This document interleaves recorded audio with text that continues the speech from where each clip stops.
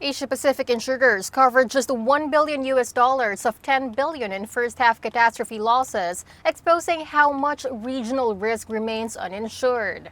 To explain what this means, Dr. Tom Mortlock of Aon joins us. Glad you could join us today, Tom. So, why is Asia-Pacific's catastrophe protection gap still so difficult to close? Thanks for having me.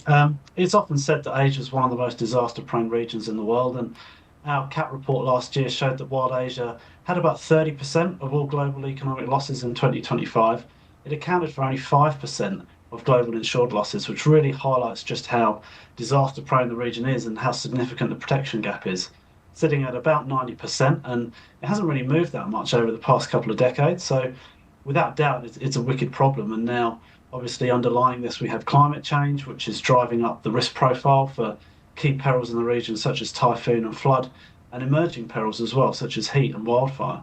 So the protection gap's difficult to close, principally because a significant part of the population remain in lower income settings. And so insurance is out of reach for many, and it is not seen as a necessary purchase.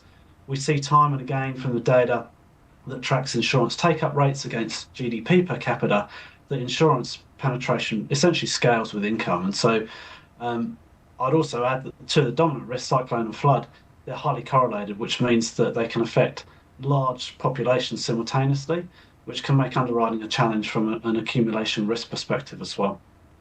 But what's the workaround for this? Can insurers expand catastrophe cover without pricing out vulnerable markets?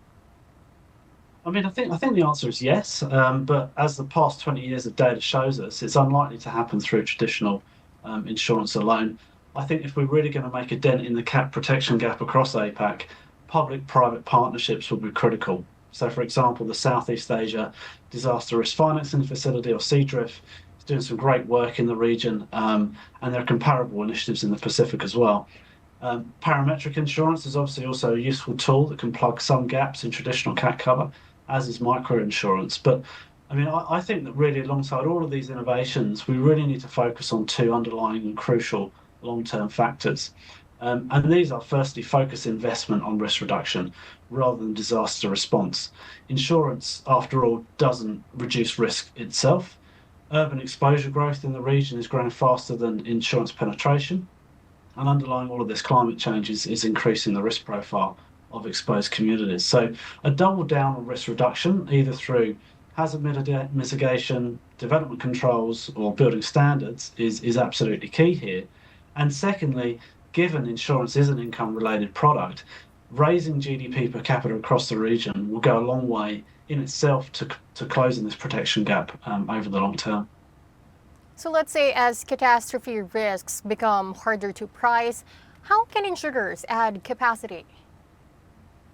Yeah, I'm not sure that CAT risks are becoming harder to price, to be honest. In fact, I think we've come a long way in the past few years as the models get more sophisticated and we're able to understand CAT risks increasingly better. Certainly, urbanisation continues to drive high capacity needs, and there's sufficient capital in the system to meet it. But I think it comes down to the affordability issue, essentially, which needs to be addressed, as I said, through a combination of non-traditional insurance, risk reduction, and broader income growth.